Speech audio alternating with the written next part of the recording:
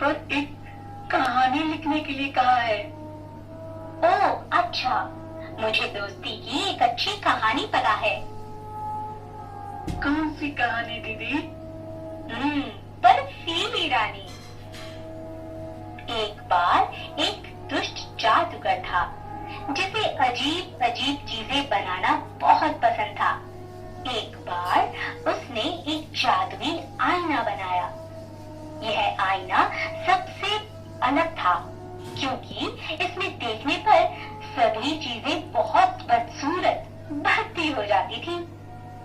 सुंदर मैदान दलदल में बदल जाते थे और सुंदर लोग बदसूरत और बूढ़े बेजान दिखते थे। जादूगर अपने आईने से बहुत खुश था। वह अपने आईने को लेकर पूरी दुनिया में घूमता और लोगों को बहुत परेशान करता।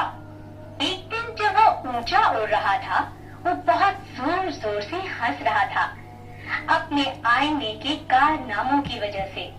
उसके हंसते हुए उसका आईना धरती पर जा गिरा और उसके लाखों टुकड़े छोटे छोटे हो गए।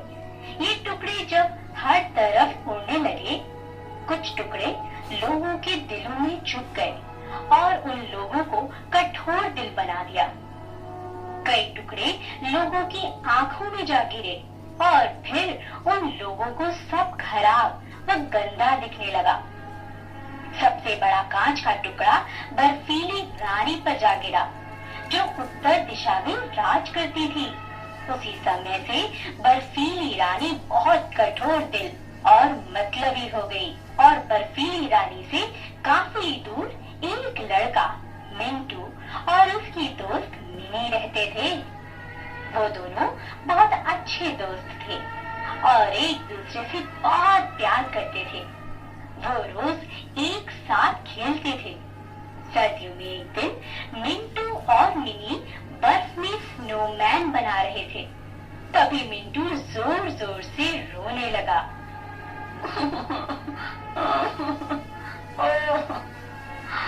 मेरी आंख में कुछ चला गया और मेरे दिल में भी दर्द हो रहा है। आईने का एक टुकड़ा मिंटू को चुभ गया था। क्या मैं तुम्हारे लिए कुछ करूं जिससे तुम्हारा दर्द कम हो जाए? चले जाओ यहाँ से। मिंटू ने स्नोमैन को भी गिरा दिया। यह देखकर जब मिनी रोने लगी तब मिंटू जोर जोर से हंस पड़ा और पास पड़े स्लेज पर बैठकर वहां से चल पड़ा। वह अकेला बर्फ पर खेलता रहा और काफी आगे निकल गया। उसके स्लेज के पास एक बड़ा स्लेज आकर रुका। उसने ध्यान नहीं दिया कि दूसरे स्लेज में कौन था। उसने एक रस्सी बड़े स्लेज पर डाली और उसके सहारे से ज्यादा दूर निकल गया। बड़ा स्लेज मिंटू को घसीटता हुआ एक बर्फीले किले में ले गया। वहां पहुंचकर बड़ी स्लेज के चालक ने मिंटू को किले के अंदर चलने को कहा।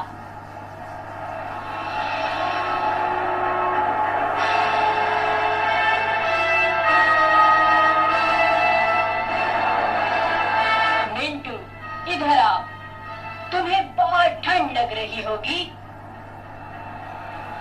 यह बर्फीली रानी थी। मिंटू उससे डरा नहीं और फिर बर्फीली रानी ने नीचे झुककर उसकी गाल को चूम लिया।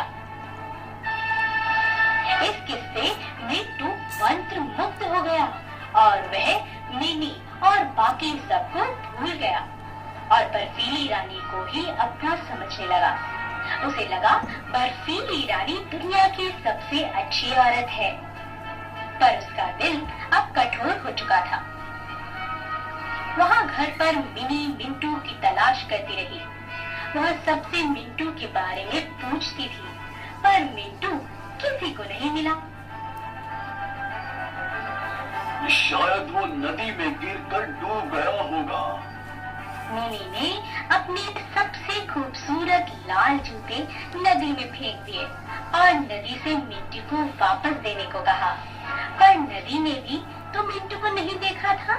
इसीलिए उसने लाल जूते वापस बाहर भेज दिए। मैं मिंटू को कहाँ ढूंढूं? मैं अब कहाँ होगा? मैं उस तक कैसे पहुंचूं? तभी एक छोटी सी नाव मिनी के पास आकर रुकी। मिनी उसमें चढ़ गई और नदी के बहाव से आगे बढ़ती गई। वह बहुत दूर तक नाव में बैठे बैठे आगे बढ़ती गई। एक अनजान स्थान पर थी, एक जंगल में, जहाँ जाकर नाव रुक गई। ये मैं कहाँ आ गई? उसने एक बारहसिंगा से पूछा। टीपू जंगल। क्या तुमने एक छोटे से बच्चे को देखा है? हाँ, एक लड़का उत्तर दिशा की रानी के साथ उसके महल में रहता है। मेरी पीठ पर बैठ जाओ, मैं तुम्हें वहाँ ले जाता हूँ। बारहसिंगा मिनी को अपनी पीठ पर बैठाकर उत्तर दिशा की ओर भागता रहा, जब तक वो बर्फीली रानी के महल तक नहीं पहुँच गए। मिनी वहाँ की ठंड से घबरा गई, पर उसने हिम्मत नहीं हारी। किले के अंदर मिंटू ठंड में अकेला था। बर्फीली रानी थोड़ी दूर थी और मिंटू बर्फ से खेल रहा था। बर्फीली रानी ने मिंटू से कहा था कि जब वो उन बर्फ के टुकड़ों से फ्री लिख देगा तो वह अपने घर जा पाएगा। मिंटू कोशिश करता रहा, पर बर्फ के टुकड़ों से फ्री नहीं लिख पाया। जब मिनी ने मिंटू को देखा तो वह तेजी से जाकर मिंटू के गले लग गई और रोने लगी, पर मिंटू ने उसे नहीं पहचाना। यह देखकर वह सच्चे दिल से रोने लगी। उसके आंसू जब मिंटू के दिल पर गिरे तो उसका कठोर दिल नर्म हो गया और मिंटू भी जोर जोर से रोने लगा। उसके रोने से कांच का वह टुकड़ा उसके आंसुओं के साथ जमीन पर गिर गया और जब उनके उन बर्फ के टुकड़ों को देखा तो वे फ्री वर्ड लिख चुके थे।